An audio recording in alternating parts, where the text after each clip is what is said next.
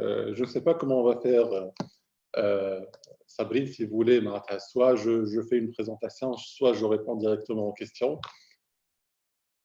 Oui, si vous voulez faire une petite présentation, parler un petit peu des procédures de création d'entreprise à l'international et après, on va répondre aux questions au fur et à mesure.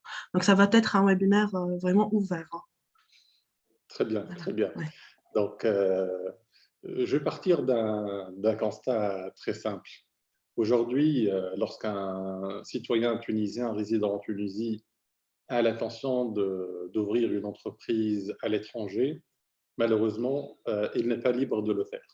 Pourquoi? Parce que nous avons une réglementation d'échange qui prévoit que le dinar n'est pas convertible ou, pour faire plus simple, c'est pas une monnaie libre, c'est pas comme une devise étrangère comme le dollar américain ou l'euro. Donc, le principal inconvénient ou la principale difficulté pour ouvrir une entreprise à l'étranger pour un résident en Tunisie, c'est ce code d'échange et c'est la réglementation qui est imposée par la Banque centrale.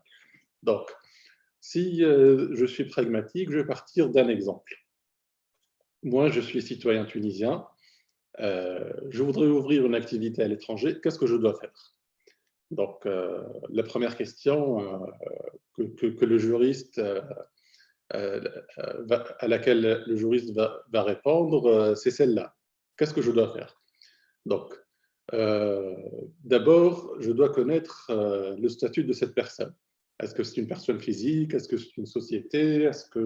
Si c'est une société, est-ce que c'est une société de droit commun? Est-ce que c'est une start-up? Est-ce que c'est une société exportatrice? Pour connaître le régime juridique et les procédures qu'il faut entreprendre pour ouvrir une entreprise à l'étranger. Donc, je vais prendre ces exemples un à un, tout simplement. D'abord, donc, vous êtes une personne physique, vous n'avez aucune structure juridique en Tunisie et vous voulez créer une entreprise à l'étranger. Donc, c'est le cas le plus compliqué parce que rien n'est prévu dans la circulaire 2005, la fameuse circulaire 2005 qui prévoit l'investissement à l'étranger pour les personnes physiques. Donc là, une demande doit être faite à la Banque centrale pour l'ouverture d'un compte à l'étranger ou pour acheter des actions ou avoir une participation dans une entreprise à l'étranger. Et cette procédure est très compliquée. Ensuite, si vous êtes une structure, c'est un peu moins compliqué parce que là, nous sommes dans des cas un peu plus connus et avec des conditions entre guillemets plus claires et plus scientifiques. Donc, je vais commencer par le cas le plus courant. Je suis une société tunisienne, donc de droit commun, donc c'est-à-dire que je ne suis ni société exportatrice ni start-up. Donc, je voudrais avoir une activité à l'étranger pour investir, pour étendre mes activités, pour pouvoir vendre mes produits aussi à l'étranger, pour pouvoir rechercher des marchés. Et je voudrais donc m'installer dans un pays proche ou non proche. Il n'y a aucune différence. Il faut savoir qu'il n'y a aucune différence par rapport au pays auquel on se destine. Donc, on parle toujours d'entreprises tunisiennes qui veulent s'implanter à l'étranger. Dans ce cas, c'est la circulaire 2005 qui s'applique à moi. Et ce que dit cette circulaire est vraiment assez simple.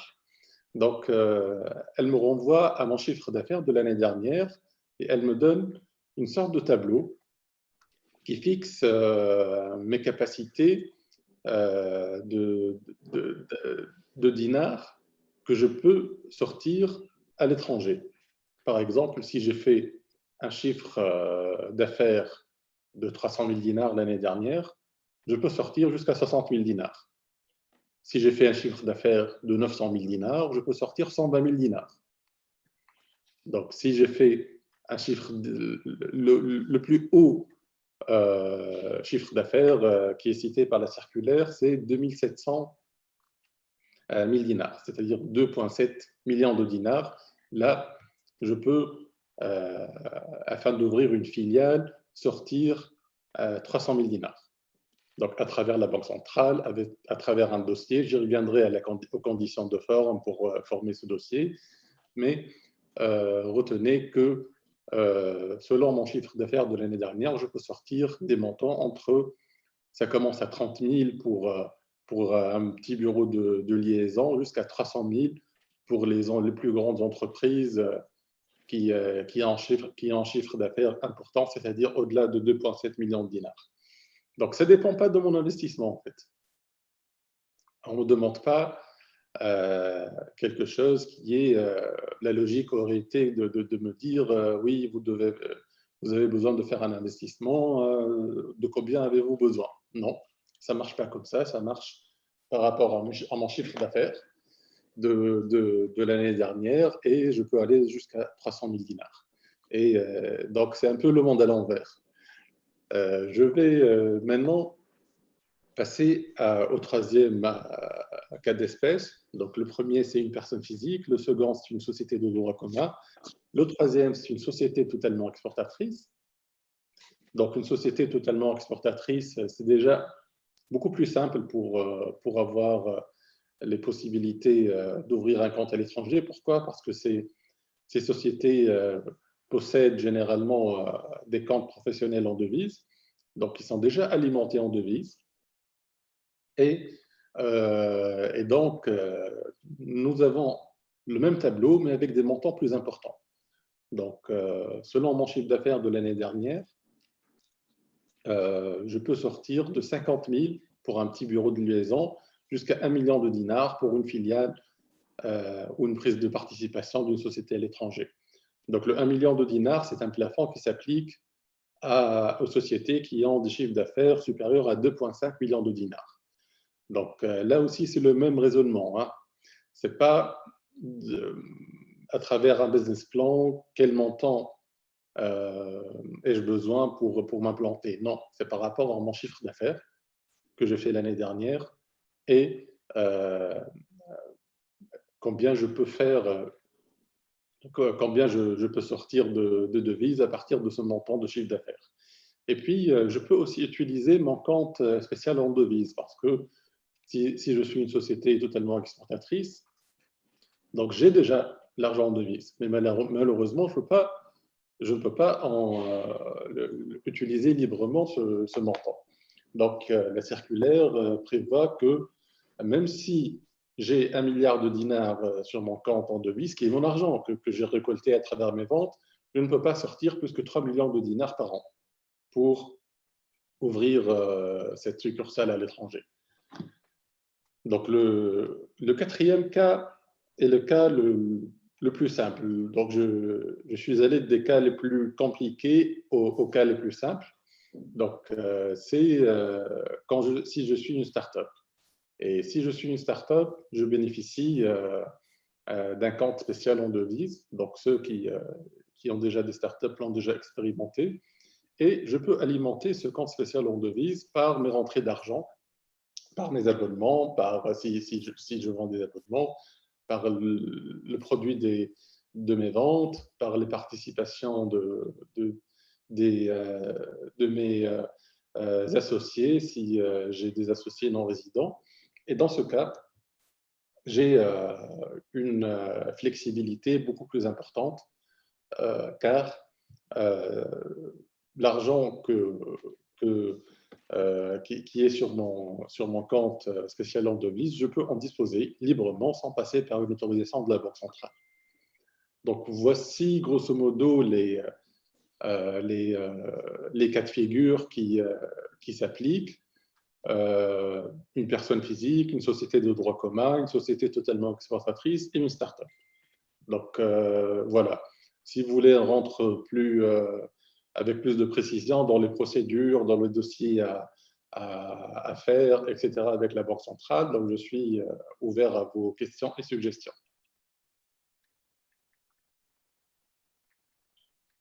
Merci beaucoup, Monsieur Chiheb.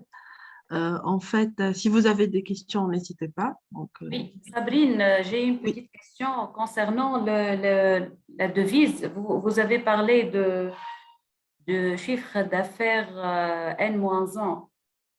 Si vous avez, pour une société de droit commun, 300 000 dinars, le chiffre d'affaires N-1, c'est en dinars. Oui. Vous pouvez sortir 70 000 dinars, c'est-à-dire, ce n'est pas en euros, les 70 000. 60 000 dinars, oui, tout à fait. On reste toujours en dinars. Et après, ça, la conversion selon le taux du jour. Inférieur à 1 000 euros, hein. Vous ne pouvez pas faire grand-chose avec ça Voilà, en Europe. en euros, c'est rien du tout. On ne peut rien faire avec, malheureusement. Oui. Et la deuxième question, est-ce que vous pouvez m'éclaircir un peu la différence entre la start-up ou la société de droit commun? Par exemple, moi, j'ai une société de commerce en ligne. Est-ce que je peux être parmi la société de droit commun ou bien je peux être en tant que start-up? Comment vous pouvez me classifier?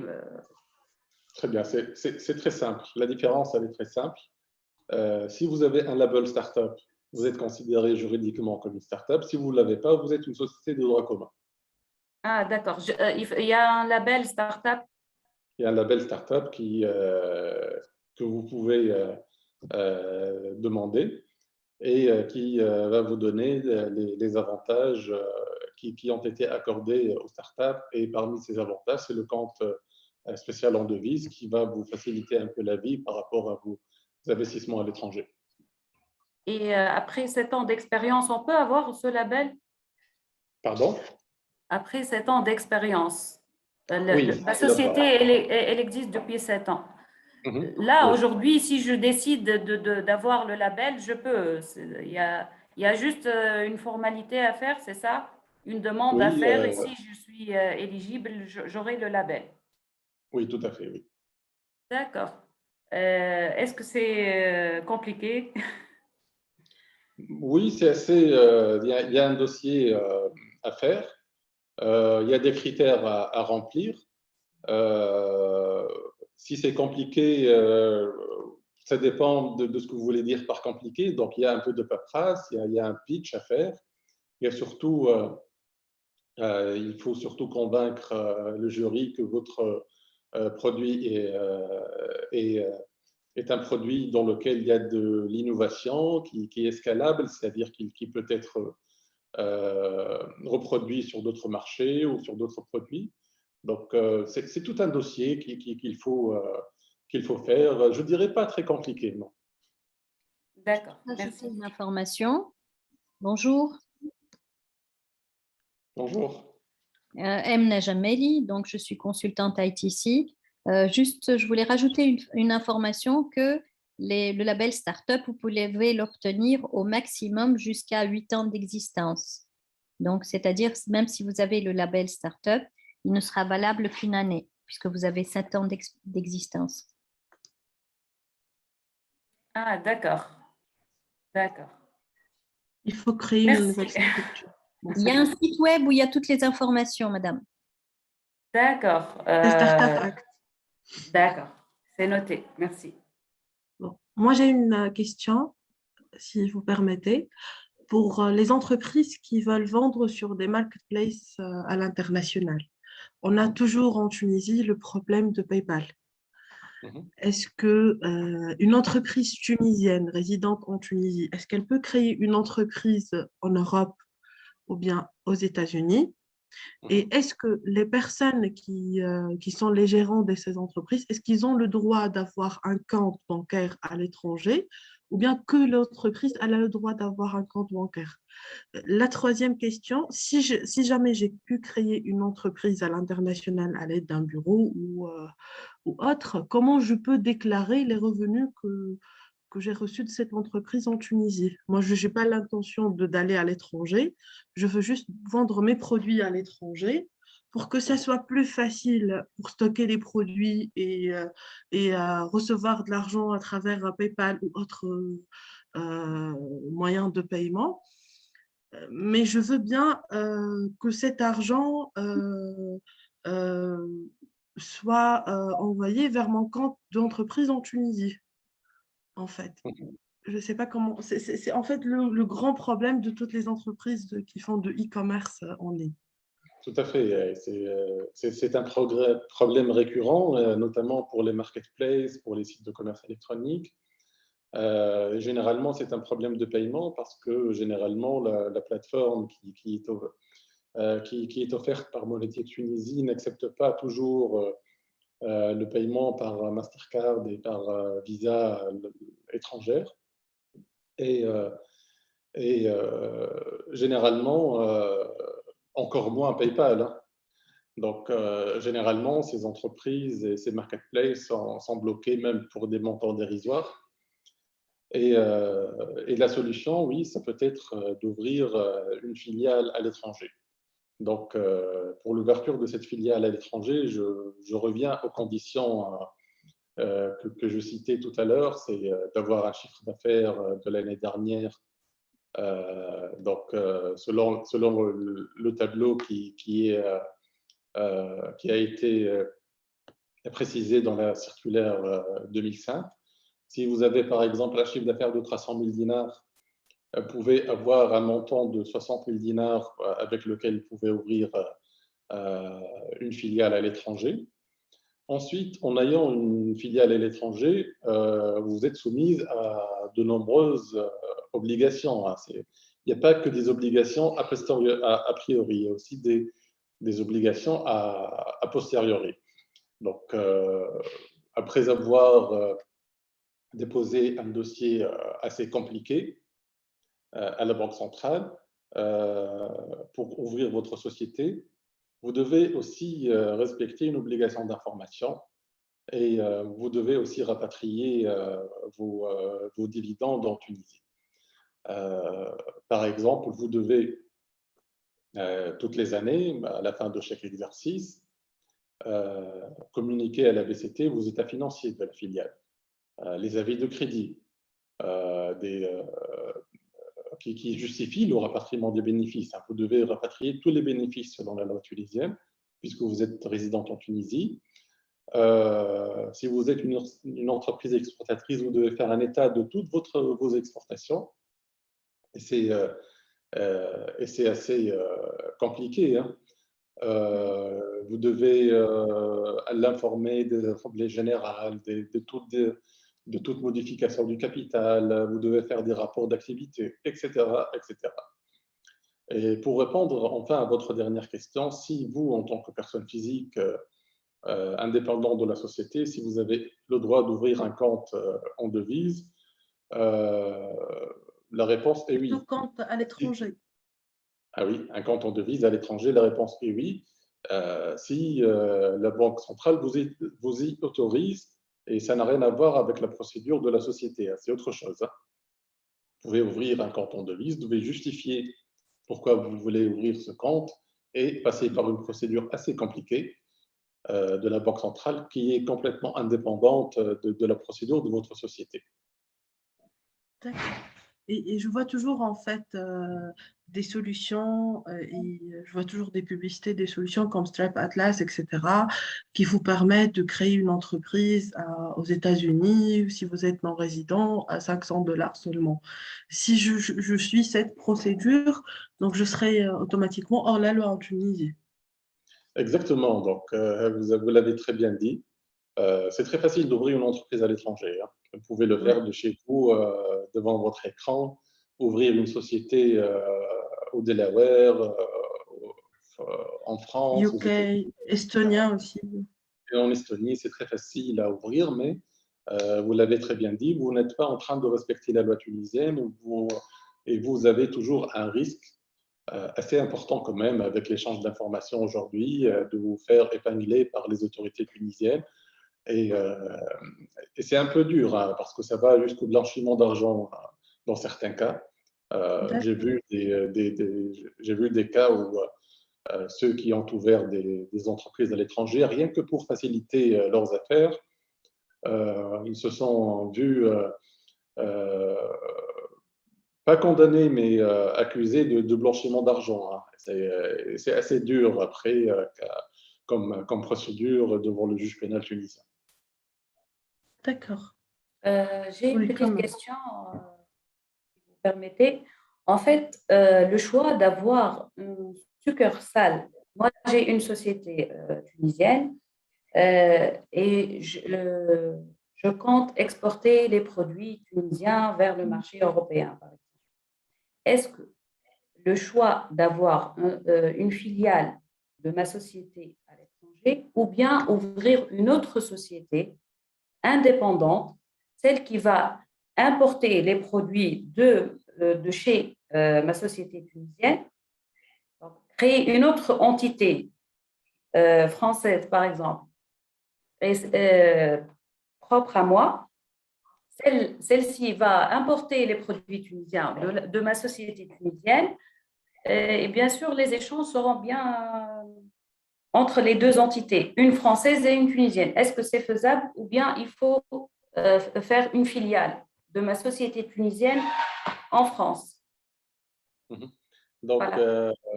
c'est plus une question de montage juridique. Les deux sont possibles. Par exemple, tout ce qui est prise de participation dans une société autre que la vôtre, avec un partenaire étranger, c'est possible. La création d'une filiale, c'est possible. La création d'une société, c'est possible aussi, tout en respectant la réglementation tunisienne. Donc, il faut passer par toute cette paperasse et toutes ces difficultés, entre guillemets, ou toutes ces contraintes réglementaires. Mais à la fin, avoir une société, par exemple, pour la production ou une autre centrale de coûts en Tunisie et une autre pour la commercialisation dans un troisième pays, c'est une question de montage juridique que vous pouvez voir avec votre avocat, mais c'est plus une question d'opportunité ce que vous me posez. En tout cas, juridiquement, c'est possible. C'est-à-dire que c'est beaucoup moins compliqué quand c'est une succursale, peut-être. Voilà, c'est beaucoup moins compliqué lorsque c'est une succursale, mais ça peut se justifier d'ouvrir une entreprise, par exemple pour la production, une autre pour la commercialisation. Hein, c'est justifiable. Sinon, pour ouvrir une société à part, il me faut un associé français. Ou bien je peux faire une société sur Arles en France. Là, la question, c'est plutôt est en rapport avec le pays de destination, si je comprends bien. Là, Une seule société en France étrangère, ça va nous éviter beaucoup de problèmes. C'est toujours le problème d'avoir PayPal, c'est toujours le problème de stocker la marchandise, d'avoir faire une seule déclaration par rapport à la douane, etc. C'est toujours ça. Donc, le schéma, c'est comment éviter tous ces problèmes-là et être dans la loi. C'est ça la problématique de tous les petites et moyennes entreprises. Être dans la loi, être vraiment clair et transparent par rapport à notre loi et en même temps faciliter, minimiser les charges, minimiser la procédure par rapport à l'export. C'est ça en gros. Je pense qu'il y a beaucoup de montages juridiques qui permettent d'éviter tout ce que vous avez dit, qui ont été expérimentés et qui marchent assez bien. Pour le pays de destination, il y a des pays qui vous imposent d'avoir un associé local et d'autres qui ne vous imposent pas. Par exemple, en France, vous n'avez pas besoin d'avoir un associé local, vous pouvez ouvrir votre société toute seule. Mais pour répondre grosso modo à votre question, oui, le montage juridique que vous proposez est tout à fait possible et tout à fait légal. Il n'y a pas de problème. Bonjour. Bonjour. J'aimerais demander quelques questions. Je suis libanaise, brésilienne libanaise. Je vis à Beyrouth. Vous savez, parce qu'on a beaucoup de problèmes dans notre système bancaire, j'ai décidé je travaille avec une marque de high-end jewelry. Je fais la production au Liban. Et d'habitude, j'allais dans des exhibitions pour vendre ma marchandise dans GCC. Avec les problèmes au Liban, j'ai décidé d'ouvrir un e-commerce compagnie à Dubaï, à UAE, pour le système bancaire, parce que ça sera plus facile en termes de paiement. Maintenant, si je veux importer through the e-commerce ma marchandise, high-end jewelry, ils m'ont dit que je dois être inscrit dans VAT pour pouvoir, si la marchandise est plus que 10 000 €. Donc, j'aimerais savoir si c'est vrai ça et si j'ai des restrictions par rapport à l'import dans Eurozone, donc à Europe. Donc, si je comprends bien, vous voulez ouvrir une filiale en Tunisie ou vous parlez juste Non, pas en Tunisie, non. J'ai ouvert déjà à Dubaï. Donc, j'ai ouvert à Dubaï e-commerce company. Et ici au Liban, j'ai une compagnie pour production de haute joaillerie. Donc, mon intention, c'est parce que la situation au Liban est vraiment terrible, j'ai ouvert à Dubaï pour, si vous voulez, à cause du système bancaire.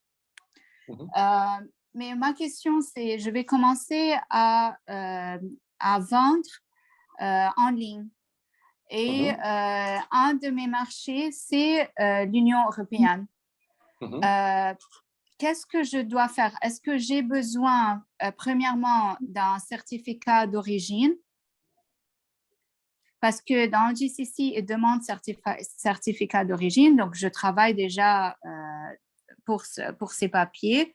Et deuxièmement, est-ce que je dois être inscrit dans le VAT? Donc, ils m'ont dit que je dois être inscrit parce que si un client achète un montant plus grand que 10 000 €, directement, je dois être inscrit aux 20 000 €, je ne sais plus. C'est-à-dire avoir une représentation fiscale en Europe, si j'ai bien compris. Oui, représentation fiscale, c'est ça. Je pense que d'abord, vous devez avoir un certificat d'origine pour exporter, vous devez l'avoir. Ensuite, je ne sais pas très bien quelles sont les conditions d'exportation entre Dubaï et l'Union européenne, ou plutôt le Liban et l'Union européenne. Là, si vous avez votre production au Liban, là, je vous invite plutôt à consulter un collègue libanais. D'accord. Par contre, pour l'export en Union européenne, oui, vous devez être inscrit, avoir votre certificat, et si vous vendez sur le territoire européen, vous devez payer, il y a une TVA, le certificat VAT, comme vous a dit, je pense que c'est par rapport au paiement de la TVA en Europe. Oui, je pense que c'est le cas. D'accord. Et comment on s'inscrit? Ça, c'est une question parce que j'ai aucune idée. Comment on s'inscrit pour la TVA? C'est d'avoir une société ou une entité juridique, par exemple en Europe, par exemple en France, vous pouvez avoir une entité juridique, soit en tant que personne physique, soit en tant que société. SUAR, LSAR, LSAS, SASU, il y a plusieurs formes juridiques. Là, il faut voir vraiment quelle est la forme juridique qui vous convient le mieux. Et toutes ces formes juridiques vont vous permettre d'avoir la possibilité légale d'exercer vos activités d'exportation en Europe. D'accord. Merci.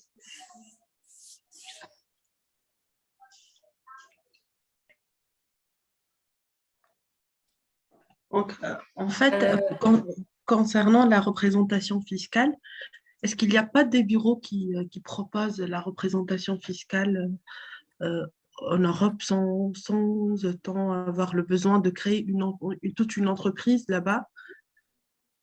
En fait, vous pouvez avoir un simple bureau de liaison ou un simple bureau de représentation.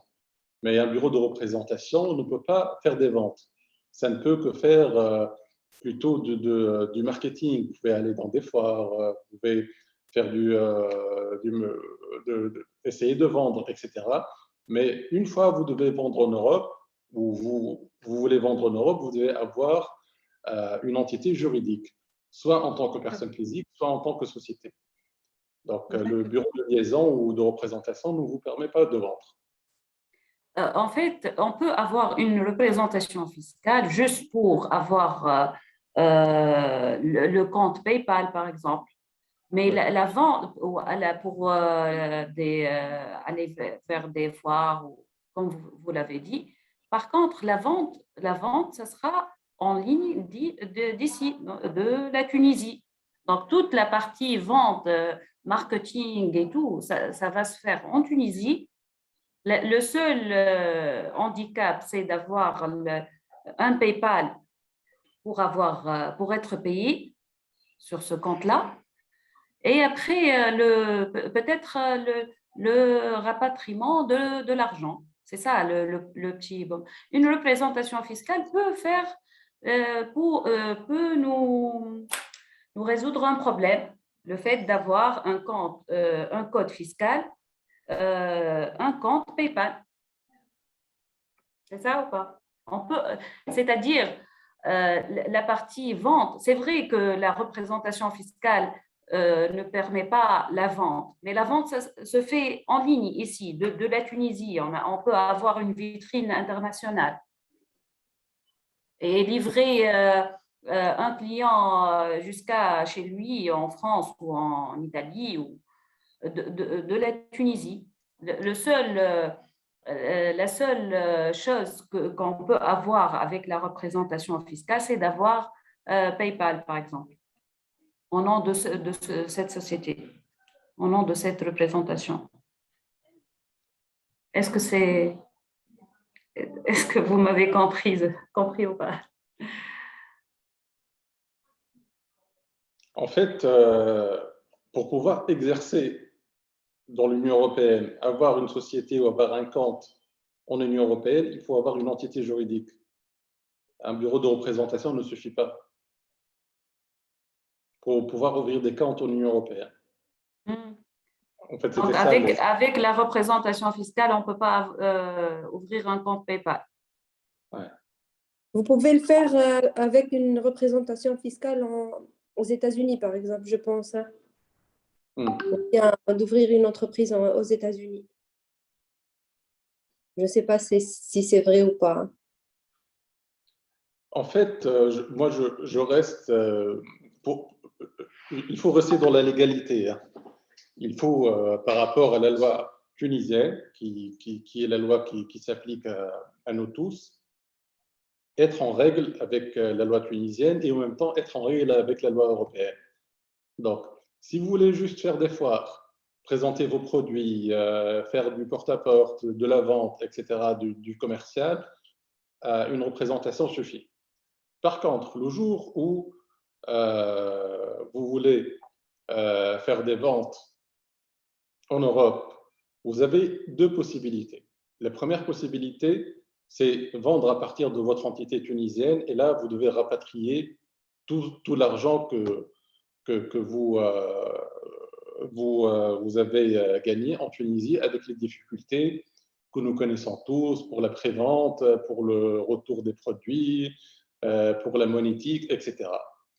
Pour faire quelque chose de plus logique et de plus simple et de plus pratique, vous pouvez ouvrir une filiale à l'étranger et là, la filiale est une entité juridique qui aura un compte en France, par exemple. Et là, vous pouvez acheter, vendre à travers cette société en France. Donc, moi, je reste par rapport aux obligations juridiques, je reste assez méfiant de ces bureaux de représentation, hein, sauf si vous ne l'utilisez que pour faire le commercial. D'accord. Et les procédures de création d'une entreprise à l'étranger, en fait, pour déclarer tout ça auprès de la Banque centrale, ça prend à peu près combien de temps? Parce que j'ai entendu que ça pourrait prendre 1 année, 2 ans ou juste 1 mois, 2 mois. Non, ça dépend des dossiers. Et je vais parler de ma propre expérience, ça me prend 2-3 mois en moyenne. D'accord. Et il y a Il y a toujours un beaucoup suivi. de paperasse. Il y a beaucoup de paperasse, oui, mais si on fait un dossier bien fait, complet, si on anticipe les demandes de la Banque centrale, parce que parfois elle nous fait des demandes, ce qui fait suspendre les délais. Donc, si vous le faites avec un bon professionnel, ça se passe très bien.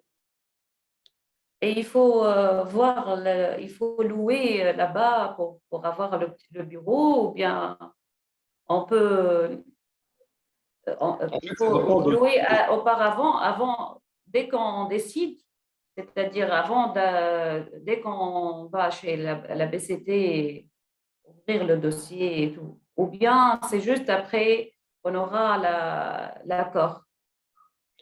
En fait, ça dépend de vos besoins. Si vous êtes une société qui commercialise des produits, votre objectif est d'ouvrir une boutique de vos produits en France, oui, vous devez identifier au moins le local. Mais si vous êtes, par exemple, une entreprise technologique, vous pouvez juste louer des bureaux, hein, ou un coworking, il n'y a pas de difficulté particulière sur ce point. D'accord. Donc, on peut avoir une domiciliation à l'étranger, Avoir une domiciliation, oui, tout à fait. juste une domiciliation. Mais ça dépend de vos activités, hein. Si vous voulez vendre, par exemple, des produits dans un pays étranger, là, vaut mieux avoir la boutique, ça renforcera votre dossier sûrement. D'accord.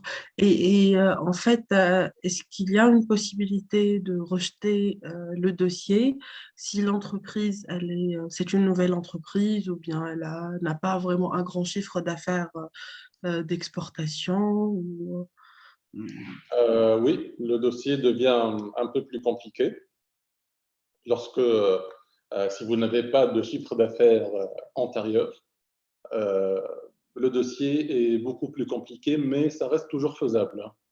Je ne dis pas que c'est impossible, je dis juste que c'est un peu plus compliqué. D'accord. Très bien. J'ai une autre petite question. Moi, ma société, elle est existante depuis 7 ans, mais pour l'export, je n'ai jamais exporté jusqu'à ce jour. Et le produit, ce n'est pas le même que je travaille là actuellement. Je vise à diversifier mon activité dans l'export et dans un autre produit. Est-ce que je peux être acceptée ou pas? Je pense que si vous faites un bon dossier, oui. Si vous justifiez de cette extension, je pense qu'il n'y a pas de problème. Est-ce que c'est facile de faire un bon dossier finalement ou pas? Est-ce que une entreprise peut faire son dossier toute seule ou bien elle doit être accompagnée par une agence ou un consultant ou un bureau de comptabilité Je pense que comme tout dossier, vous pouvez faire tout seul. Donc, c'est un dossier qui est faisable par toute entreprise toute seule. Ensuite, oui, si vous avez un partenaire, un consultant expérimenté, ça vous facilitera le dossier parce que ce professionnel aura l'expérience d'autres dossiers, saura quel document mettre, saura anticiper les demandes de la Banque centrale qui demandent parfois des compléments. Et c'est ce qui fait retarder parfois les dossiers à 1 année, ou voire plus, hein. Ces compléments d'informations qui suspendent les délais généralement. Donc oui, je pense que si vous vous faites accompagner par un bon avocat, vous avez toutes les chances de faire votre dossier en 3 mois. سامحني بالله monsieur شهاب. Pour l'argent, il faut les direct تحط le montant في البنك centrale ولا كيف ولا comment ça se passe par rapport à l'argent. Il faut les bloquer d'un coup. Oui, il faut que le montant soit disponible.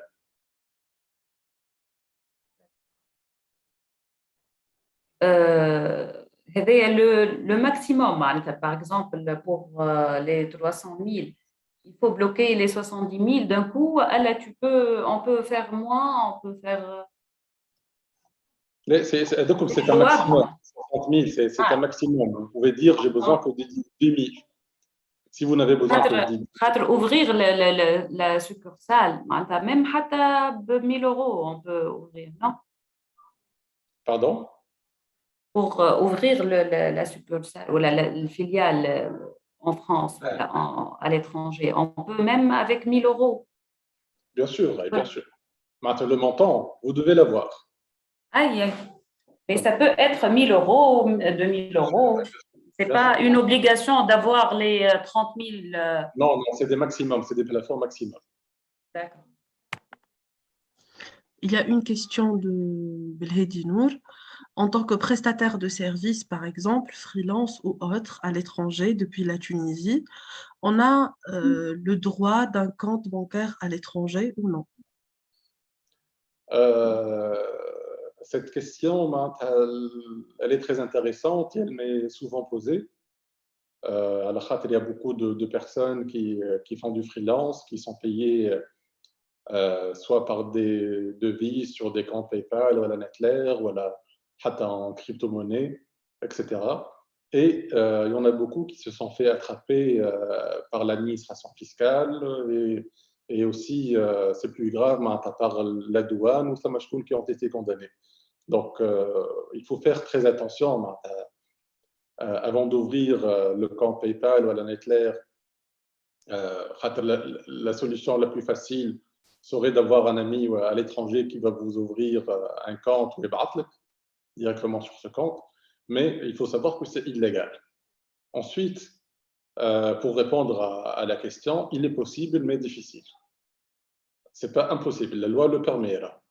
La loi permet à travers un dossier, une autorisation à travers la banque centrale pour un prestataire de service d'ouvrir un compte à l'étranger ou un compte qui tourne en devise. Il faut avoir juste, il faut faire le dossier et faire les choses dans les règles de l'art et de la loi surtout, et pour ne pas être sujet à des sanctions pénales assez graves. J'ai vu des personnes, des freelances qui se sont fait condamner pour 5 ans de prison pour des choses comme ça. Les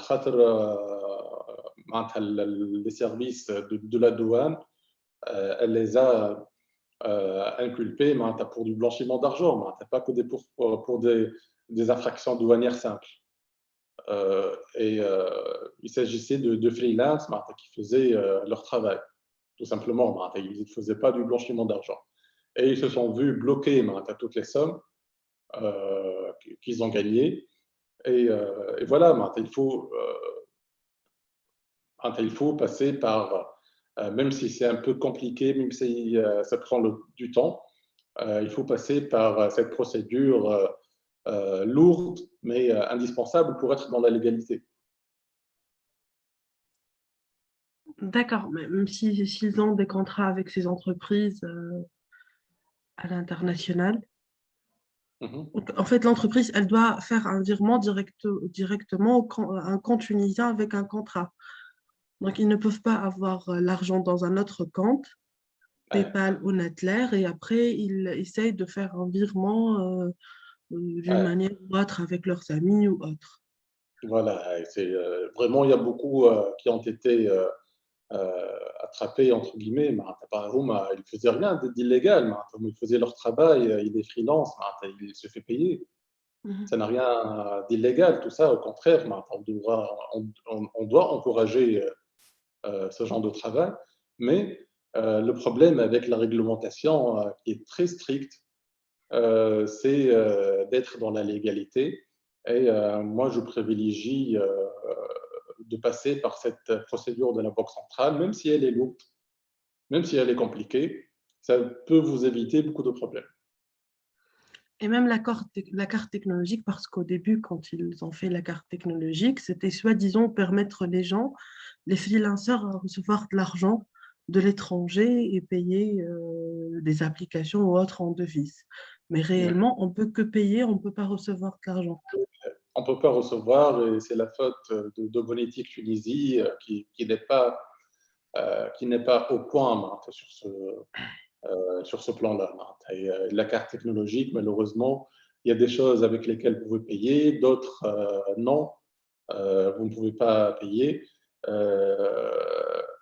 Est-ce que aussi, il y a un problème d'interprétation parce que c'est une carte avec recharge, voilà, c'est une carte de débit. Tout ça, c'est des problématiques auxquelles sont confrontés les jeunes Tunisiens, qu'ils soient freelanceurs, voilà, start-upers, voilà, chefs d'entreprise.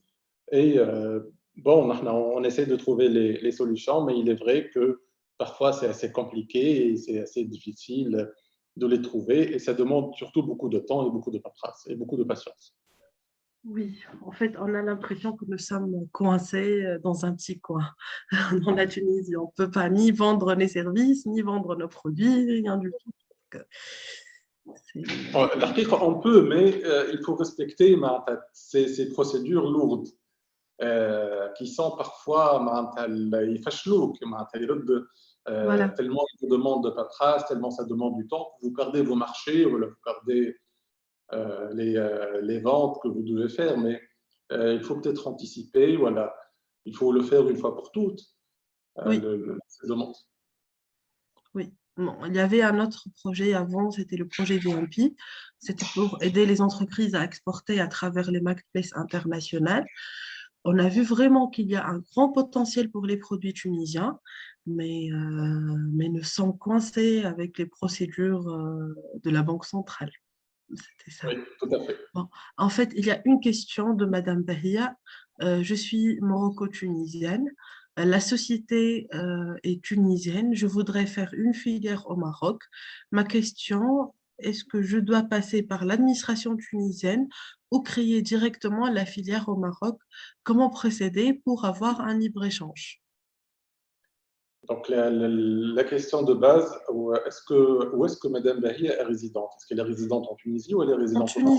En Tunisie. Je pense qu'elle est en Tunisie. Madame Bahia, vous pouvez... Oui, elle est en Tunisie, elle est au Carouane, je pense, oui.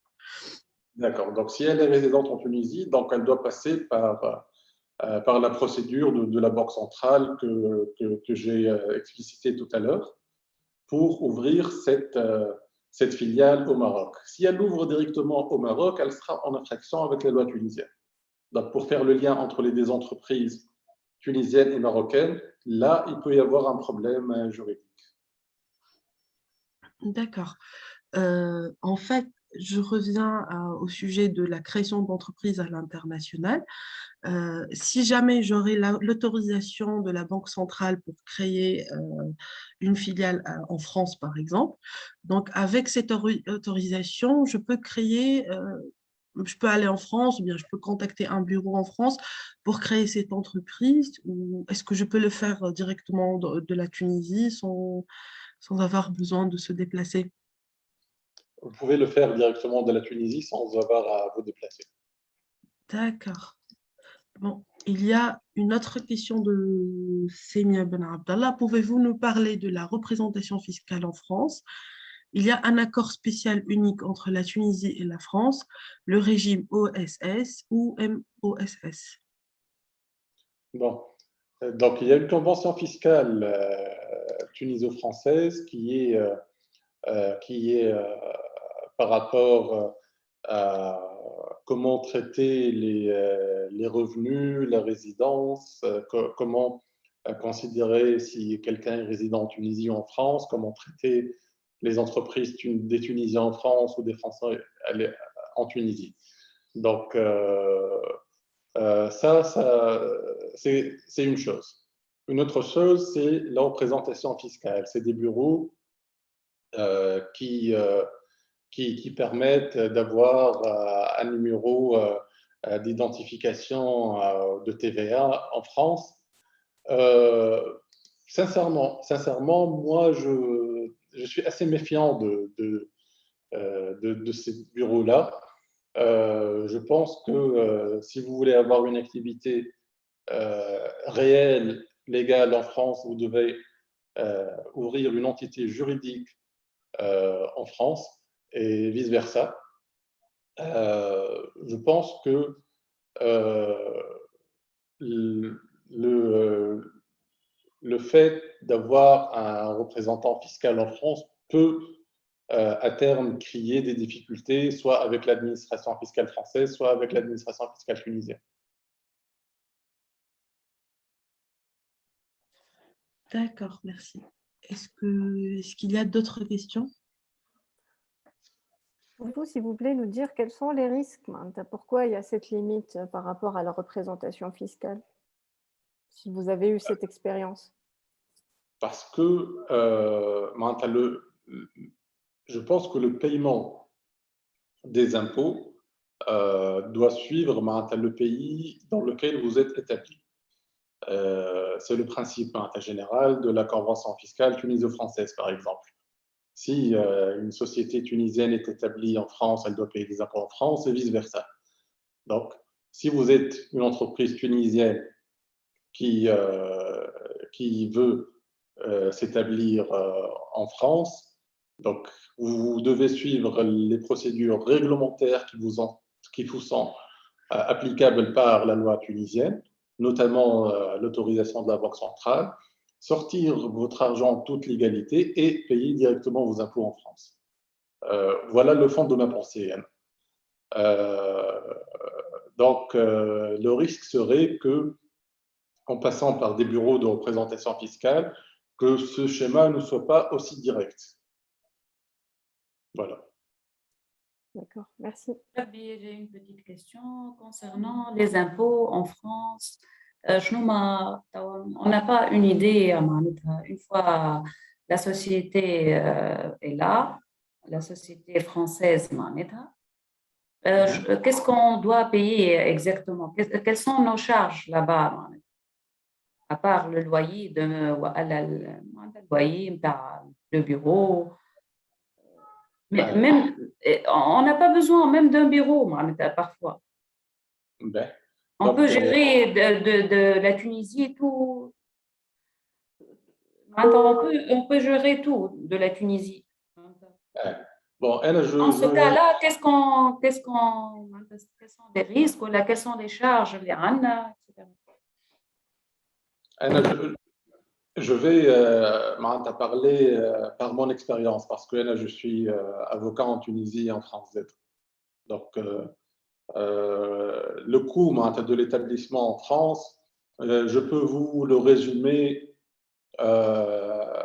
ainsi. Vous avez à payer des impôts sur les bénéfices qui sont à peu près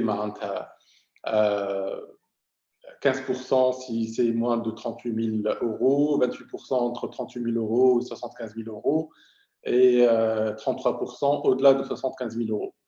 Ensuite, il y a d'autres charges et d'autres droits à payer. Vous devez payer un impôt sur les dividendes qui est assez important, qui peut aller jusqu'à 25%. Le coût pour avoir un bureau en France est aussi assez important. Donc, comptez, tu as des coûts annuels à peu près 2 400 euros pour la comptabilité par an. Il faut compter pour les bureaux à peu près dans les 750 euros par mètre carré par an. Voilà, grosso modo, les frais à payer en France.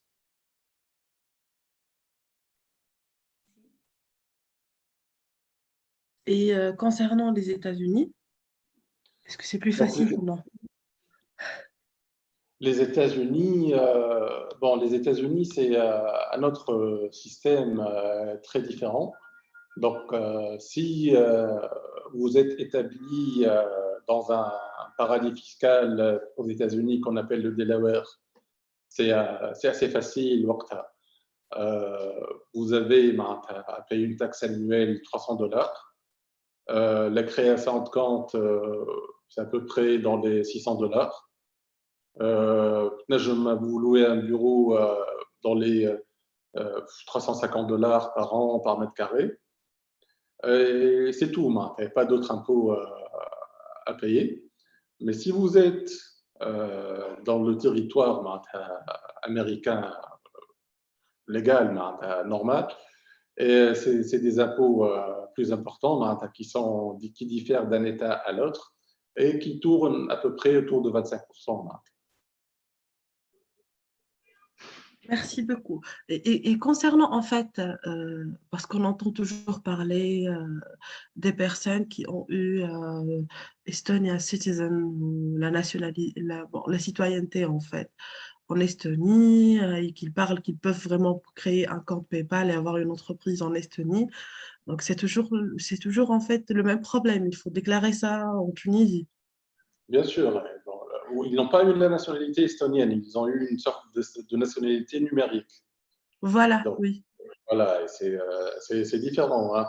Bon, les coûts en Estonie, c'est pas mal par rapport aux autres pays de l'Union européenne. De mémoire, pour ouvrir une société, ça va coûter dans les 3 000 €. Pour la comptabilité, c'est dans les 2 400 € par an aussi. Les locaux, c'est dans les 300 € par mètre carré par an. C'est à peu près ça. Les impôts, c'est 0, comme impôt sur les sociétés. Les dividendes, il y a des impôts payés sur le dividende 20%, et la TVA, elle est de 20%. Donc, j'ai déjà eu une expérience d'ouvrir des sociétés en Estonie, ça marche assez bien. C'est des taux, les taux que je viens de citer sont assez bas. Et puis, pour ouvrir une SAR, le capital minimum, il est de 2 500 €. Donc, ça reste toujours abordable. D'accord. Merci. Donc, il faut faire la procédure auprès de la banque centrale. Oui. Donc, si vous faites la procédure dans les règles de l'art auprès de la banque centrale, vous pouvez ouvrir votre société n'importe où dans le monde sans avoir la difficulté ou la peur d'être attrapé. Hein, parce que si vous avez une société illégale, vous avez toujours ce risque qui va vous empêcher parfois de dormir la nuit. Hein. Oui, apparemment, tu dis être GNAT, c'est beaucoup plus facile que créer une entreprise à l'international. Il y a un autre pays qui est très avantageux, c'est Malte, qui est tout proche. Oui. Donc là aussi, il y a avec des frais de création dans les 4 000 €, vous pouvez avoir une entreprise qui paye dans les 6% par an de taxes. Donc, c'est très avantageux aussi. Malte, je l'ai expérimenté plusieurs fois. C'est proche, c'est 45 minutes en avion. Donc, c'est pas mal. Oui. Et pour l'autorisation, on peut avoir une seule autorisation. Par exemple, je veux créer 2 entreprises. J'essaie en fait de poser toutes les questions qui ont été posées par les entreprises. Hein. En fait, par exemple, moi, je veux créer 2 entreprises, une en France et une, je ne sais pas, au Japon ou peu importe. Est-ce que je dois avoir une seule autorisation ou bien je dois avoir une autorisation pour chaque création d'une filiale? Malheureusement, vous devez en avoir 2. Ah, d'accord. Pour chaque filiale, en fait, je dois avoir une autorisation, je dois refaire la procédure. Et le fait d'avoir une autorisation, la première autorisation, ça facilite, j'imagine. Certainement, oui. D'accord. On a une question de M. Zohair. Bonjour. Pour une société de commerce international B2B en Tunisie et qui veut vendre sur Amazon ou une autre marketplace, il faudra vendre le stock en consignation, mais en Tunisie, cette formule n'est pas envisageable. Je n'ai pas très bien compris la question. En consignation, je pense... Si j'ai Bonjour. bien... Oui, vas-y. Oui, bonjour, Sabine. Bonjour, Bonjour. c'est Chien. Déjà, sur la Société de commerce international en Tunisie, il faudra domicilier la facture. Il faudra quelqu'un un acheteur. Et vu que cette société, c'est une société partiellement résidente en Tunisie, c'est-à-dire qu'elle est appelée à rapatrier la devise. Donc, il faudra que l'acheteur aura une facture et la facture, elle devra être payée. Sauf que sur les plateformes, les marketplaces, il y aura une consignation. On envoie le stock chez l'entrepôt Amazon, Fulfillment by Amazon, la gestion du stock chez Amazon ou bien un autre marketplace ou un entrepôt logistique. En consignation, le stock est à notre disposition. C'est toujours à notre disposition. Et une fois cet entrepôt logistique il gère les commandes et tout ça, une fois après, la facturation se fait par mois sur la quantité vendue sur les marketplaces. Donc, ce stock en consignation en Tunisie, on n'a pas. On n'a pas cette formule.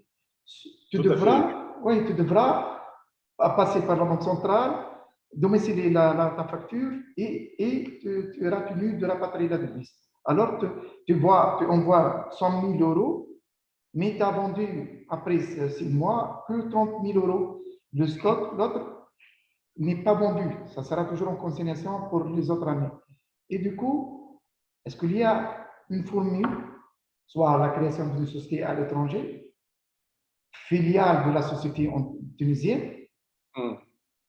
Est-ce que c'est possible ça ou non? Je pense que j'ai compris la question. Donc, si j'ai bien compris, et rattrapez-moi si je pose mal la problématique. Donc, vous avez la possibilité de vendre sur Amazon.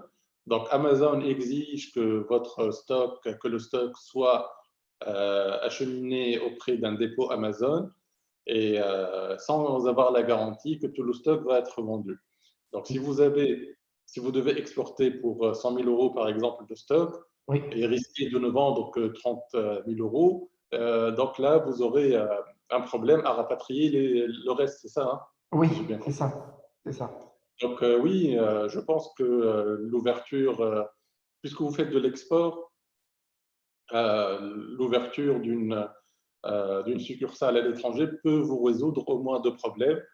Le problème de ce stockage et un problème aussi de paiement de votre marchandise à travers directement par les cartes de débit des clients, personnes physiques.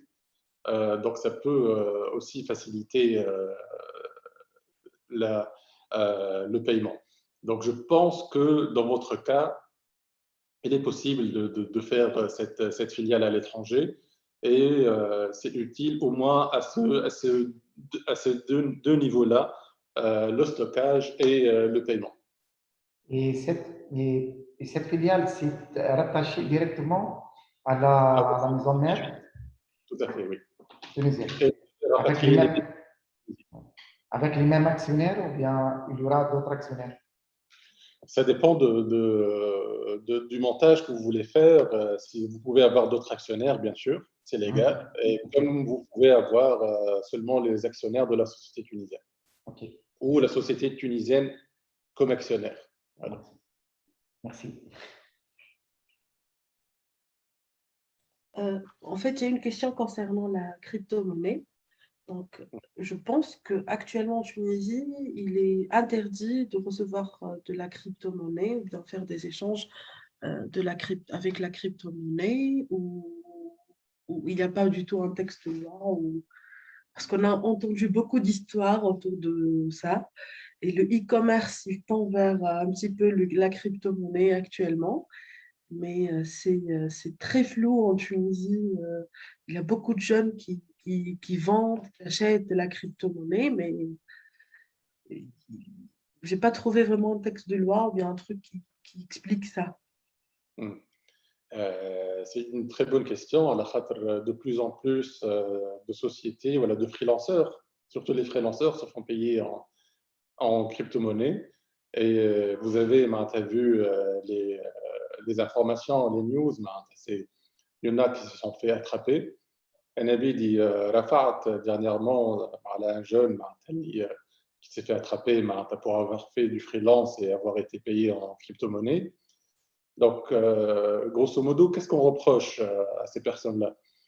On leur reproche deux choses.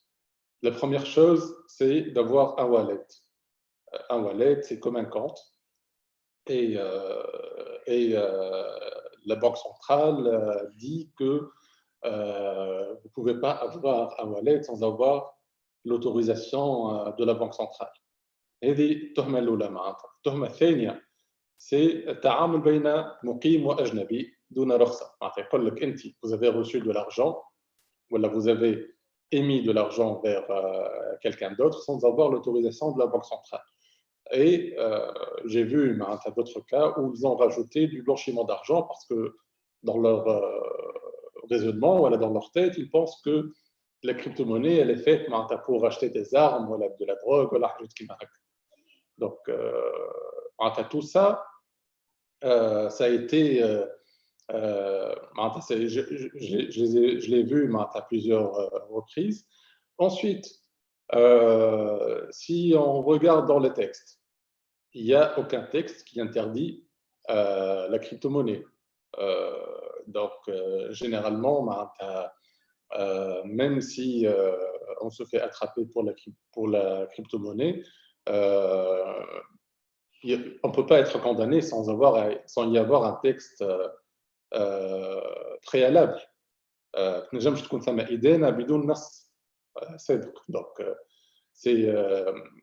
il faut poser la question au juge, sur quel texte vous voulez me condamner. Et là, on revient للمخالفة الديوانية هذيك معناتها اللي يقول لك مخالفة صرفية. أنت عملت un wallet, oui, un wallet en crypto-monnaie. Il faut prouver que la crypto-monnaie, c'est plus des jetons que c'est pas de la monnaie, c'est pas des dollars, voilà, des euros. Et ça nous a permis de bien plaider devant les juges, cette zone grise. Et puis, il y a eu des déclarations de la Banque centrale qui a dit que ce n'était pas illégal, donc ça nous a aidé pour faire libérer les jeunes. Voilà. D'accord, merci. Donc, il n'y a pas un texte de loi pour la crypto-monnaie. Il n'y a aucun texte de loi qui interdit. D'accord. C'est juste la détention d'un compte. Mais est-ce que le compte avec un wallet, il peut être interprété comme un compte en devise? Alors que fait des jetons, comme je dis devises. هذيك la nuance اللي واحد ينجم يعتمد عليها devant un juge. Voilà. Oui, oui. Et donc, en Tunisie, il n'y a pas un texte pour la crypto-monnaie. On n'a pas la PayPal parce que c'est bloqué. Même les autres modules de paiement. Donc, c'est un peu compliqué pour... C'est vrai, on part avec un handicap à l'aqal de 6 mois par rapport à quelqu'un qui veut ouvrir une entreprise à Malte ou aux États-Unis. Oui. Khawla, est-ce que vous avez une question? Vas-y.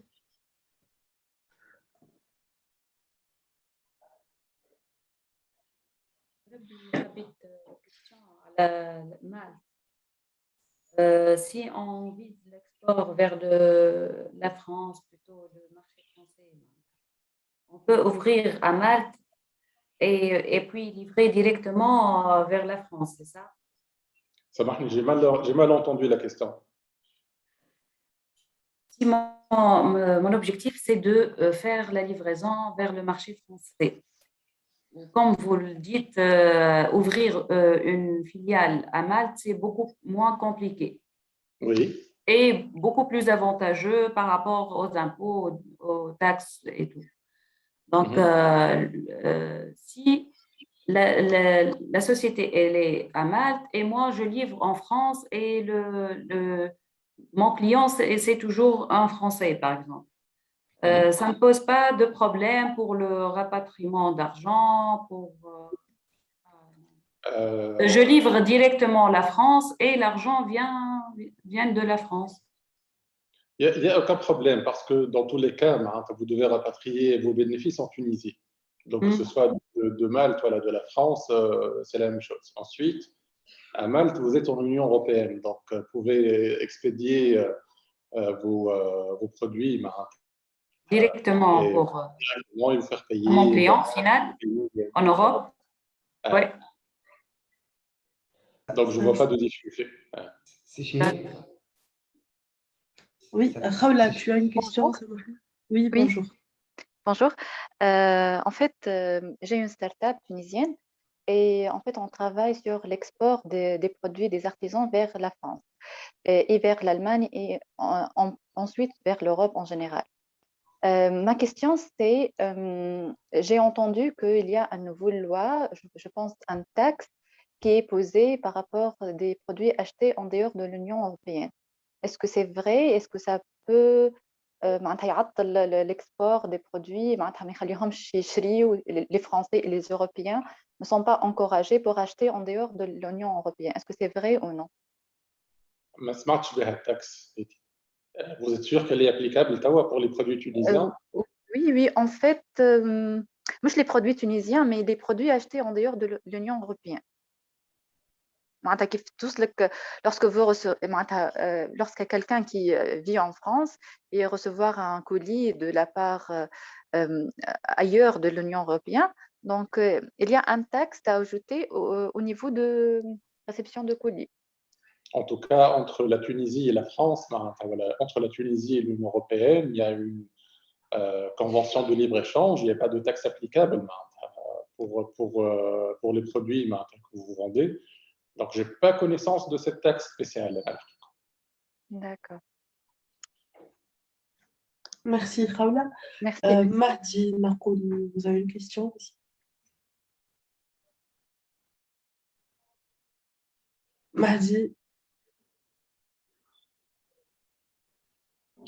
Oui, merci. Donc, je suis désolé, mais je ne sais pas si la question elle a déjà été posée.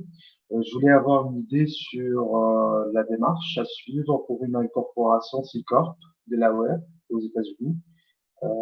Quelle serait la meilleure approche? On a abordé tout à l'heure les coûts, plutôt question coûts et procédures de l'incorporation d'une entreprise au Delaware. Je pense que ça reste toujours la même procédure pour toute entreprise tunisienne, que ce soit au Delaware, ou à Malte, ou en Estonie, ou en France, c'est la même procédure. Delaware, on l'utilise généralement comme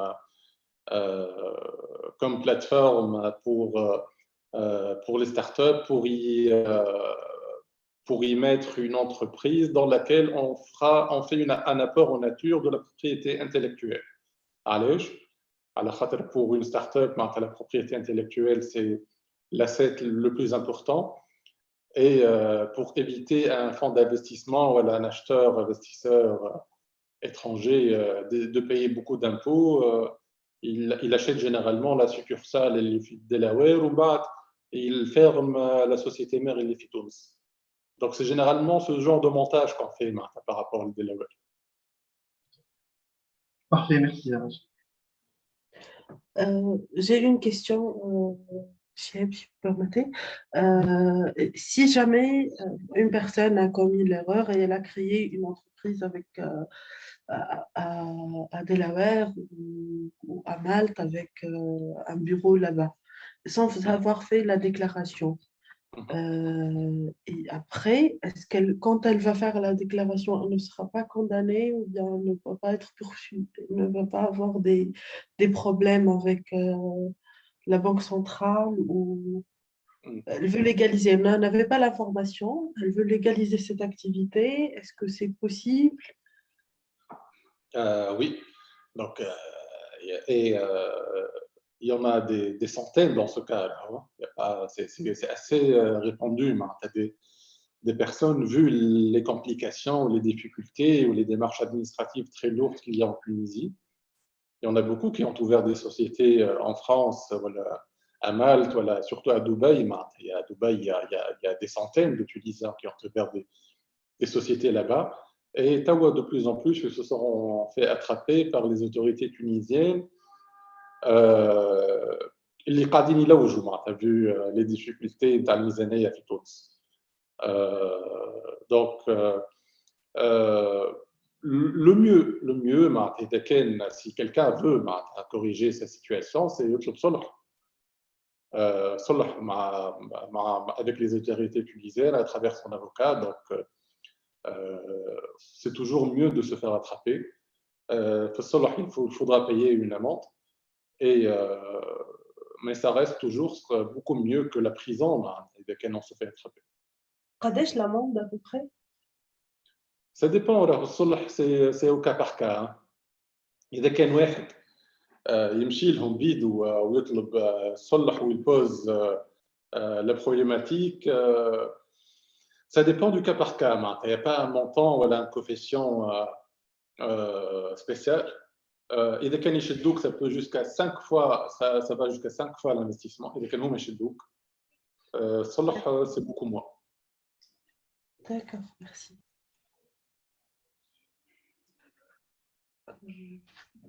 S'il y a d'autres questions, n'hésitez pas.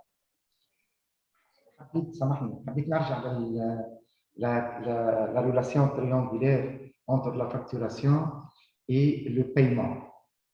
Si on facture la dame qui veut facturer la France, mais l'argent, son paiement sera reçu de Malte. Cette relation triangulaire n'est pas acceptable par la Banque centrale. Ce que j'ai vécu moi-même. Est-ce que c'est le cas ou pas, juridiquement? Alors, en fait, le cas qui a été posé, c'est est-ce que l'entreprise qui est à Malte peut vendre en France? Et ma réponse était oui.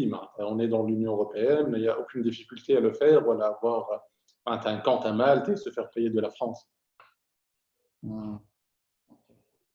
Et dans ce cas, est-ce que c'est possible de faire un paiement d'une tierce partie autre que celui qu'on facture? Je n'ai pas compris la question. C'est-à-dire, si la facturation au nom d'une société et le paiement sera reçu de notre société avec le même montant. كيفاش معناتها انت عندك une filiale à Malte هكا ولا؟ Non, sans passer par la filiale. Il y aura un client, on lui facture une facturation, et il y aura quelqu'un, une tierce partie, qui va payer. Est-ce que la banque, avec le même montant, est-ce que ça est considéré chez la Banque centrale comme un rapatriement de devises pour la transaction selon la facturation? Pourquoi ce n'est pas la partie qui achète qui paye? Je n'ai pas compris. Normalement, c'est la partie qui achète qui paye. Sa filiale, une autre société, aussi une mise en main, ou sa filiale qui a payé. Il faut facturer directement au nom de celui qui paye pour ne pas avoir de problème. C'est plus simple. معناتها si j'ai bien compris, la société tunisienne هي باش تعمل l'export la société Malte par exemple. Elle passe par Malte, تعمل facturation للمالت. Malte هي la société commerciale. C'est elle qui va vendre pour la France مثلا. Oui. C'est uniquement ça qu'il faut faire. La société tunisienne qui باش تبعث obligatoirement, elle va recevoir de l'argent. À moins que معناتها كي تبعث لفرنسا, le client français va payer sur le compte de la société, de la filiale Malte. Il va payer en ligne. Disons, احنا عندنا الكارت PayPal اللي خدتها société Malte. Donc le client français va payer en ligne sur le compte maltais. ومن بعد la société نتاع مالطا هي اللي باش تخلص la société tunisienne. هكا ولا؟ Oui. Donc, logiquement, la facturation, باش تصير لمالطا من société tunisienne la société maltaise. Oui. J'espère que j'ai bien compris. C'est compliqué, franchement. Mais comment la société maltaise, c'est une filiale? Comment le siège, il facture la filiale, c'est ça? Normalement, bien sûr. Il y a la société qui va commercialiser. Donc, c'est une interfacturation, Antoine, c'est ça? Oui. Je suppose que même le site et tout, il est la propriété de la filiale, carrément. Bien sûr, bien sûr. هو المهم هي الفيترين اللي باش يبيع بها. rapatrier les bénéfices. C'est ce qui importe le banque centrale. Il faut rapatrier les bénéfices في الآخر. la société maltaise هي اللي باش تخلص باش تبعث للسوسيتي tunisienne à travers la banque centrale. Mais sauf que la facturation, voilà, التونسية تفكتر au moindre coût للمالتيز باش يرجع الفلوس le moindre coût. Voilà. Et est-ce que nous sommes obligés d'avoir le même nom d'entreprise pour une entreprise tunisienne et maltaise? Voilà, non. Non. Et l'activité, je peux avoir une autre activité? Si c'est une filiale, c'est la même activité. D'accord. Là, une activité connexe, en tout cas. D'accord. Si c'est une filiale, on peut avoir un autre nom? Oui. Ah, d'accord. ويلزم نفس السياغ مثلا تونسية سياغ الأخرى سياغ ولا peu n'importe. Le capital, ça dépend. Non, vous pouvez avoir une participation et avoir quelqu'un d'autre au capital. D'accord. Le plus important, c'est le rapatriement des bénéfices. C'est ça. Et dès qu'il y a une banque centrale. Oui. Mais bon, elle aurait dû faciliter choix. Oui, quand même. Est-ce qu'il y a d'autres questions?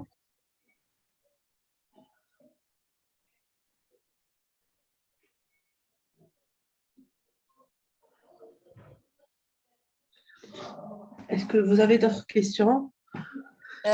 J'ai une autre question. Quand est-ce que la Tunisie et les décideurs de la Banque centrale, ils sont conscients de cette problématique et de l'opportunité qu'on est en train de perdre à cause de cette législation-là? Est-ce que femme houloul pour bientôt? Et là, non, on va rester comme ça, on est bloqué. Est-ce qu'ils sont conscients? Je pense que oui. Il y a beaucoup de mécontentement des PME tunisiennes qui sont remontées, les banques centrales. La deuxième question, est-ce qu'ils vont changer quelque chose à court terme? Je ne crois pas. Je ne pense pas qu'ils vont changer. La doctrine de la Banque centrale actuelle, c'est de garder les mêmes lois en ce qui concerne la réglementation d'échange. Dans un avenir proche, je pense que oui, ça doit changer parce que Tunis ماهيش جزيرة dans المحيط الهادي اللي وحدها عايشة. Elle doit interagir avec l'environnement تاعها ou elle doit s'adapter aux nouvelles technologies et aux exigences du commerce international. Sinon, on va être dépassé par les pays concurrents. Par exemple, l'Égypte, elle a beaucoup de succès. Mais on est déjà dépassé. Oui, on est déjà dépassé. L'Égypte, elle a beaucoup de succès. Elle a beaucoup d'investissements étrangers parce qu'ils ont su adapter leur loi de change et leur loi d'investissement. Tunis, malheureusement, il n'y a pas de volonté. En tout cas, je n'ai pas vu de volonté, même s'ils sont conscients des difficultés. Non, il n'y a aucune volonté. C'est dommage pour nous tous. Aucune volonté. On a prouvé qu'on a un grand potentiel, mais malheureusement, il n'y a plus de volonté. Mais le pays est en difficulté. Réellement, on est dans une difficulté à l'autre. C'est dommage qu'on est en train de perdre toutes ces opportunités-là à cause de cette législation, malheureusement. Oui. Et avec le e-commerce, on peut vendre facilement, exporter facilement nos produits. Hein, mais malheureusement, avec le e-commerce, s'il y a des solutions dans la logistique, elle est de plus en plus facile en Tunisie, mais on ne peut pas recevoir notre argent, malheureusement. Oui. Il y a quelqu'un qui a posé une question, je m'excuse. ربي توا ذكرتني صابرين في الليفريزون. la loi tunisienne في الاكسبور تقول اللي الفلوس يجيو قبل ما تبعث هكا ولا سوف احنا توا اون ليني ان طونك اي كوميرسون معناتها ما تنجمش تبعث ارتيكل مازال ما خلصش on reçoit de l'argent déjà le virement ومن بعد تبعث معناتها une commande c'est le paiement avant la livraison. Dans ce cas, on va être couvert. Automatiquement, commande, c'est automatiquement تصبوا الفلوس في الكونت فهمت بعد باش تعمل ديكلاراسيون دو دوان باش تبعث توثق له الكولي فهمت احنا du moment où on a envoyé le colis ça y est on est hors la loi على خاطر ديجا الفلوس تقبضوا ديجا من بعد باش تجيك البنك سنترال تقول لك من اين لك هذا وينهم الفلوس معناتها شاك ديكلاراسيون دو دوان يلزمها من بعد البنك سنترال تقول لك وين الفلوس هذا لو بروبليم اللي جينيرالمون العباد الكل عندها معناتها كيفاش comment on va résoudre ce problème là.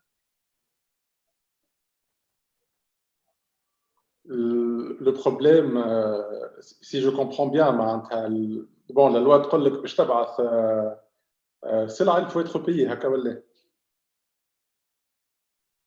هي la loi tunisienne معناتها ما تبعث كان ما تخلص donc انت كي تخلص تبعث c'est où le problème par rapport لا سامحني تبعث ومن بعد تخلص la loi tunisienne تبعث ومن بعد تخلص sauf que احنا dans le e-commerce لا c'est l'inverse تخلص ومن بعد تبعث بعد le client il va supporter la TVA qui dans le pays où il réside mais automatiquement يخلص قبل ما تبعث احنا on prend pas le risque باش تبعث حاجه معناتها le taux les frais de port ils sont énormes تبعث ومن بعد يقول لك non je paye pas ولا ما حاجتيش il assume il doit payer avant ومن بعد تبعث. Donc il faut faire la déclaration en parallèle au cas où vous n'avez pas le choix. بالعكس انت يساعدك كي تخلص à l'avance. أنا يساعدني mais c'est pas légal. Vous faites la déclaration en parallèle au cas où Voilà. Il y a Imen le régime de la déclaration mensuelle. Tu peux faire toutes les déclarations à la fin du mois. Il faut avoir une autorisation du Bureau du commerce international. Il y a de la paperasse, bien sûr, et tout un dossier avec le ministère du commerce et la douane. Et comme ça, tu peux faire la déclaration la fin du mois. Comme ça, il n'y aura plus ce problème.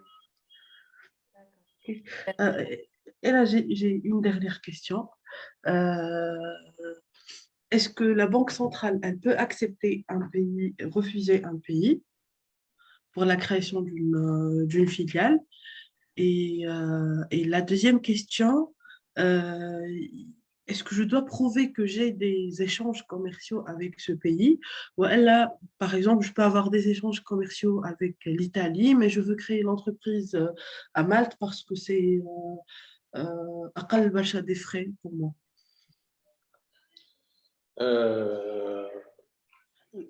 Je ne vois pas علاش elle va refuser à la خاطر vous allez justifier l'implantation interaclimale par le fait que vous serez dans l'Union européenne, donc les pays européens en termes de système juridique et bancaire. Et puis, avec cette implantation à Malte, vers les autres pays européens. Donc, je ne vois pas la difficulté pour que la Banque centrale accepte.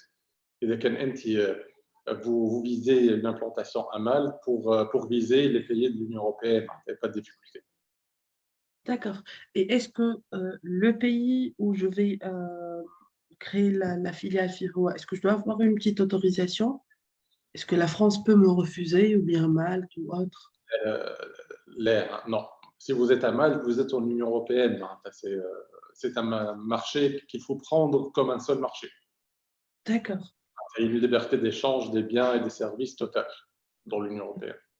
D'accord. Donc, le fait d'avoir une autorisation de Tunis, donc ça me permet de créer une entreprise dans n'importe quel pays, mais je n'ai pas le risque qu'un pays il va refuser l'implantation par l'entreprise Clairade. Il faut prendre l'Union européenne comme une seule entité. Oui. Très bien. بالله question par rapport اللي كانت تقول فيه صابرين دونك يعني لازم ناخذوا اوتوريزاسيون من البنك سنترال ولا نجموا نحلوا طول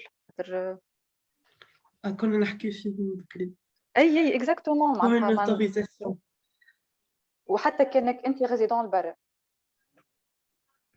Les résidents de Barra, c'est autre chose. Hein. Résidents de Barra, ce n'est pas le même régime juridique. D'accord. Ouais. Et avoir une société Barra, on peut avoir la résidence après. Ça dépend du pays dans lequel vous allez. Malte, on peut avoir la résidence en France. Les États-Unis, ça va être plus intéressant que Malte. بالله كان على الاي ريزيدونس نتاع الاستوني معناتها تنسيت زاد موافقه البنك سنترال.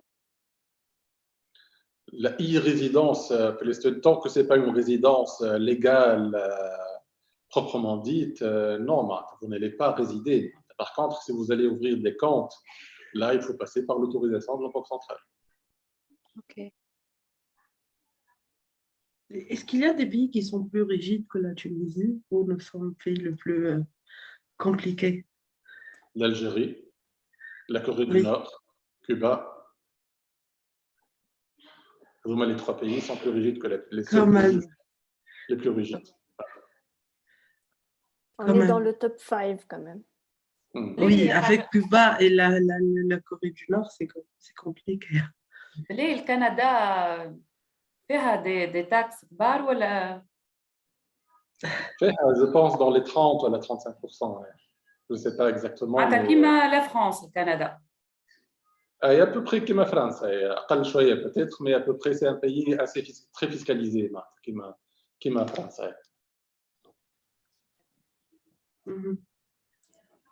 J'ai une question, s'il vous plaît, au niveau de la gestion de retour. La gestion de retour de marchandises en cas de contentement d'un client ou de refus de la marchandise. Et une fois tu as fait la domiciliation, la facturation, tout ça, la Tunisie, elle considère ce retour comme un impôt. Tu dois payer le droit de douane sur ton produit déjà rejeté par le client.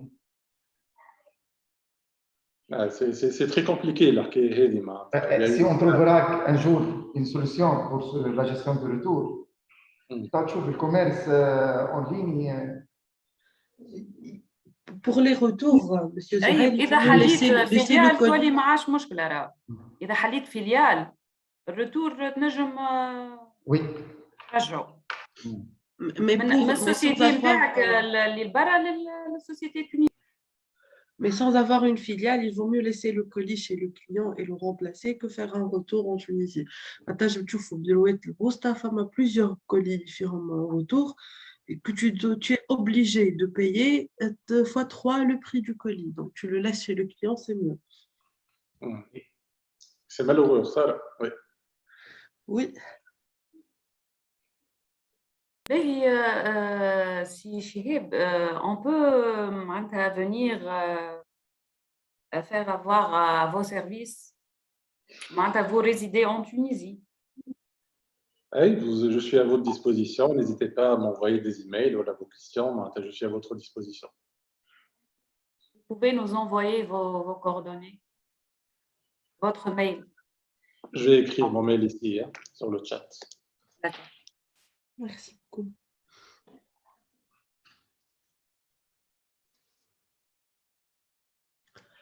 S'il y a des questions, n'hésitez pas. Alors, juste pour une ou deux dernières questions.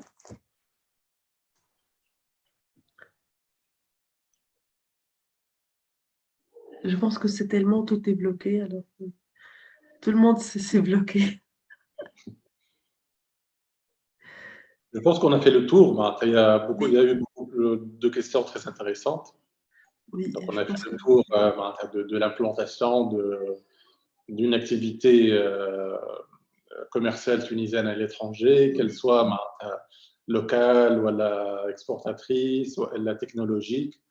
Oui. On a fait la comparaison entre plusieurs sites. Donc, je pense que c'est très intéressant. Oui, merci beaucoup. J'ai lancé un petit sondage, si vous pouvez répondre à ce sondage très rapidement. Mais sinon, juste le mot de la fin, Monsieur Cheheb, pour résumer la situation en Tunisie. Que dire? C'est compliqué. C'est compliqué. Mais on a de l'espoir. J'espère que les autorités internes affirment à la il y a tellement de possibilités, il y a tellement d'énergie vive, il y a tellement d'idées. Malheureusement, il y a beaucoup d'entreprises qui sont obligées de partir à l'étranger sans passer par la procédure de la Banque centrale. يعملوا حاجه illégale, mais la procédure elle est trop compliquée. Elle n'est pas claire. Donc, malheureusement, le fait, la complication des procédures administratives fait que il y a aujourd'hui des centaines, voire des milliers d'entreprises tunisiennes en toute illégalité. Et la Banque centrale gagnerait à faciliter les process باش تخلي التوانسه يدخلوا dans la légalité. Et voilà, j'espère avoir répondu à vos questions et n'hésitez pas, vous avez mon email, n'hésitez pas à me poser d'autres. Merci beaucoup. Merci beaucoup, M. Cheheb. Merci beaucoup, M. Cheheb. Je vous remercie énormément. J'espère. Merci, Sabrine. Merci à vous. Je vous souhaite une bonne fin d'après-midi, une bonne soirée. À très bientôt, Inch'Allah. Merci. Merci tout le monde. Bon, juste lundi prochain à 10h, nous aurons un autre webinaire avec M. Jalel Belanzan. Sur le sujet du webinaire, ça sera le développement des entreprises e-commerce et la gestion des coûts des entreprises du e-commerce. Donc, vous aurez tous les liens sur Ecom Connect. Je vous remercie énormément. Je vous souhaite une bonne soirée. Merci à très bientôt. Merci. Au revoir. Au revoir. Merci tout le monde.